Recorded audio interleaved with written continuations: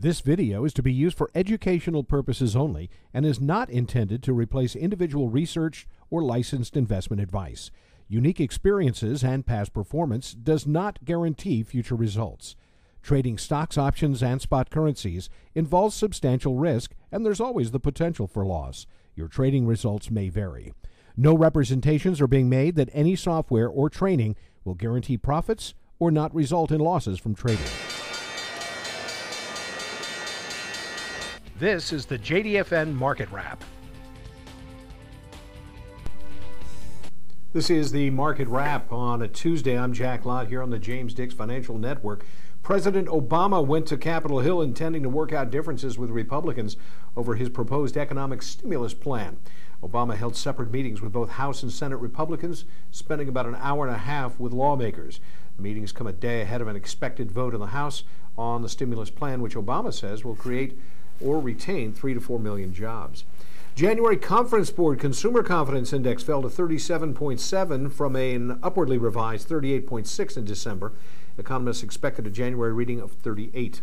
Fed Chairman Ben Bernanke and his colleagues have opened a two-day meeting where they'll take a fresh look at the nation's economic and financial conditions. They're all but certain to leave a key interest rate at a record low to try and brace the sinking U.S. economy. The FOMC announcement is scheduled for tomorrow afternoon, Wednesday afternoon, 2:15 p.m. Eastern Time. William Dudley, head of the markets at the Federal Reserve Bank of New York, will succeed Tim Gaithner as the president of the bank. Gaithner was sworn in as Treasury Secretary yesterday. The Case-Shiller 20 City Home Price Index fell 2.2% in November, with home values in all 20 cities falling at least 1%. Retailers expected to record a 0.5% drop in revenue this year, the first annual decline in 3 decades and perhaps much longer.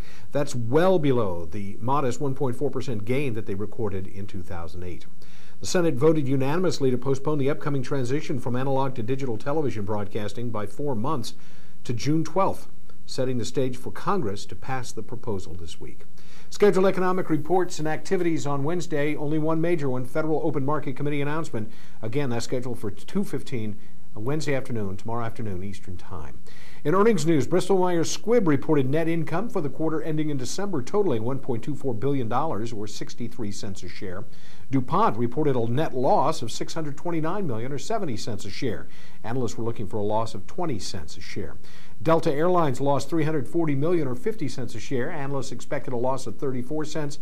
And Verizon Communications earned $1.24 billion, or 43 cents a share. That's up from 37 cents in the year-ago period. Earnings reports on Wednesday include AT&T, Boeing, Pfizer, General Dynamics, ConocoPhillips, the New York Times, Hess Corporation, AirTran Holdings, Legg Mason, Starbucks, and Wells Fargo, just to name a few. Some of the stocks in the news today included Navistar International saying it will close its engine plant and a foundry both in Indianapolis by July 31st, citing changes in its business relationship with the Ford Motor Company. Netflix said its fourth quarter profit rose 45% as subscriber acquisition costs declined sharply. Weyerhaeuser is closing 2 mills in Washington state due to weak market conditions. And Pactiv Corporation, the maker of hefty trash bags and plastic cookware utensils, reported fourth quarter net income up on increased selling prices, lower commodity costs, and manufacturing downtime. And that is the Market Wrap. I'm Jack Lott here on the James Dix Financial Network.